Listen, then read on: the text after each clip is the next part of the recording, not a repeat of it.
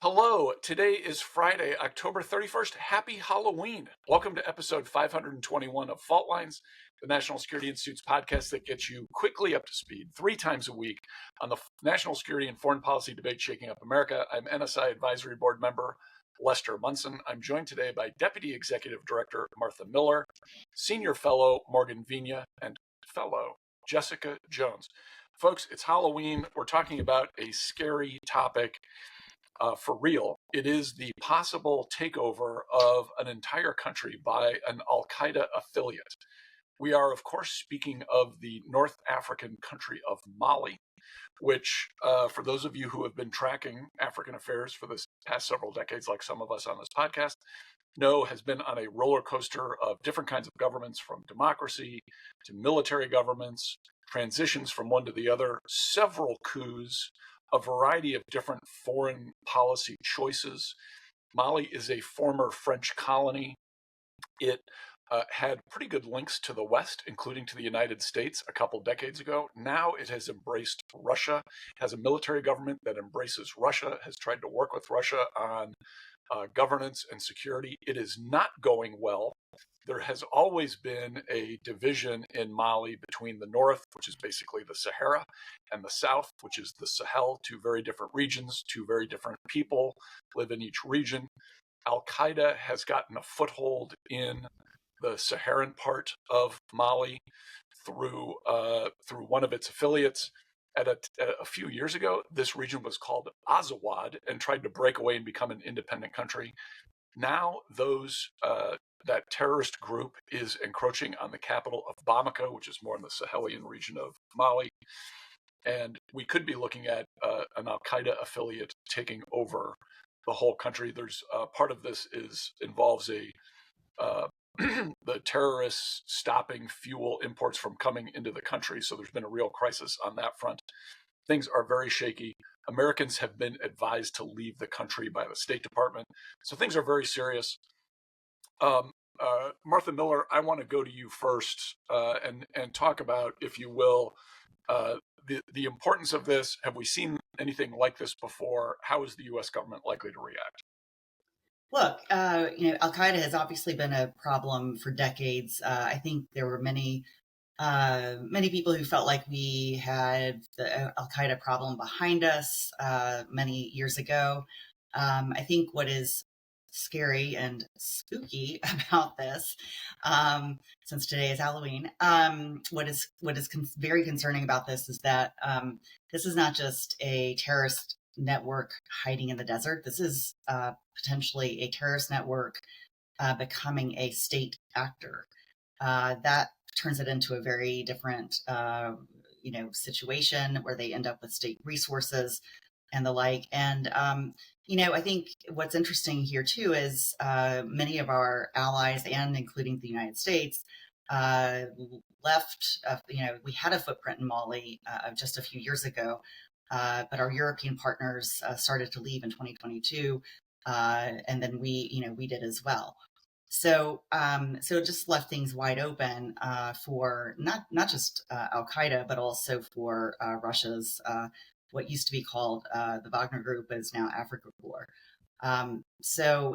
Look, we have left places like Mali largely ignored in recent years, and I think Africa deserves a lot more attention than it gets, not out of pity or sympathy, but because it actually does have national security implications. Obviously, we want to be generous as a country as well, because Americans are generous people, but I think people easily forget that that national security actually is relevant on the continent of Africa, and this is a good example as to why we need to pay attention.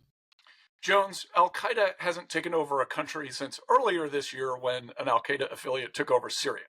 The Trump administration responded by embracing the new leader in Damascus and trying to work with him to bring Syria back into the international community, as it were. How will the Trump administration respond to this possible second episode of Al-Qaeda taking over a country? First, happy Halloween. I have a jack-o'-lantern, the tiniest one right there, if you can spot it, to the Watch on team. YouTube, folks. Watch this thing on YouTube. That's And also there's a in quick fact one. candy in that. That's precious. That's really Halloween. Real candy with sugar. To your question, Les, we're in a slightly different situation right now. There's how much Al Qaeda has control over the country is still in question, right? They're seizing power, they're seizing territory, but I don't think we're yet in the same situation as Syria. But to Martha's point, it's a major evolution to go from insurgency to governance, and actually controlling a country, collecting taxes, and securing trade routes and infrastructure and utilities. And so, major question whether they're actually able to do that if they do gain power. But there, you may see spillover effects when it comes to instability in a more targeted way. Instead of just being spillover, it might be actually exporters of insecurity to neighboring countries. Martha brought up the Wagner Group, kind of renamed the Russia's Africa Corps, which I think is really interesting.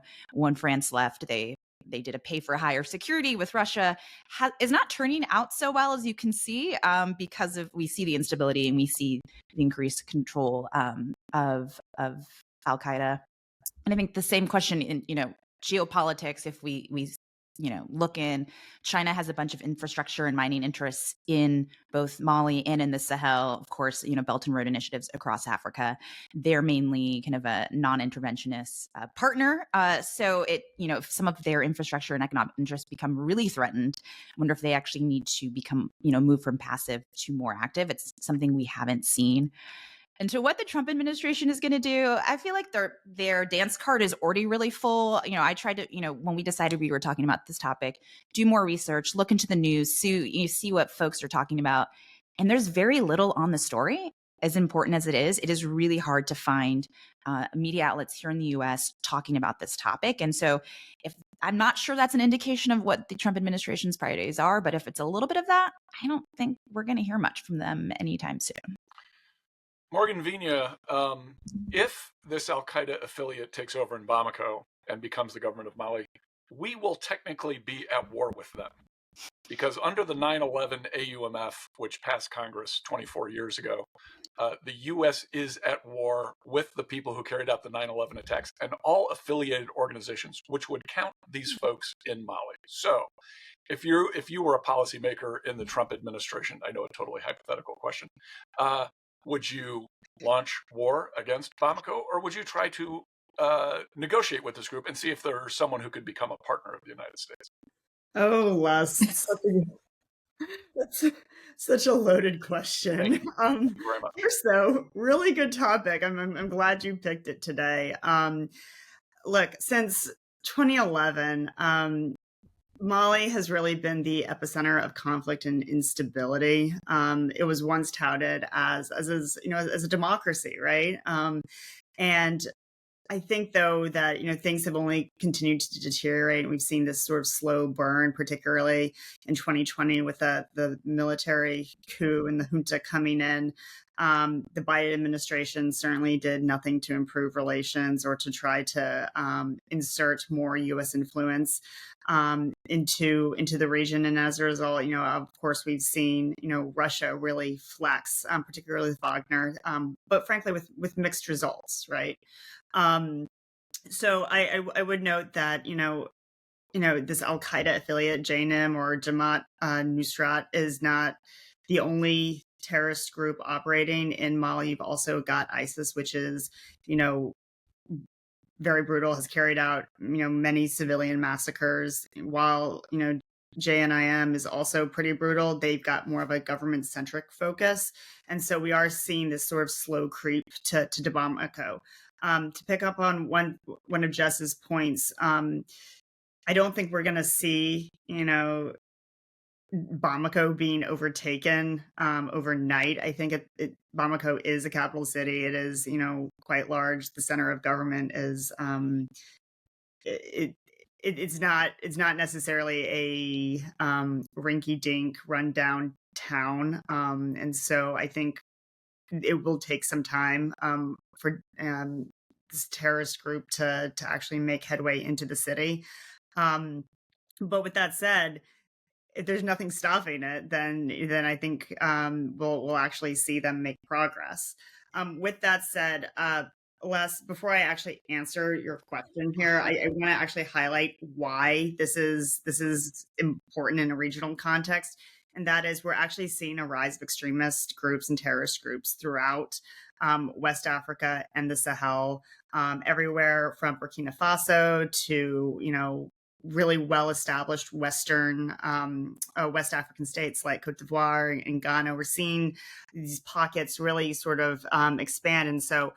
And the United States actually relies on a lot of these, and the UN relies on a lot of these countries for UN peacekeepers and as troop contributing countries. And so I think if we start to see this extended creep towards extremism within West Africa, that's going to present greater problems for U.S. interests in the region.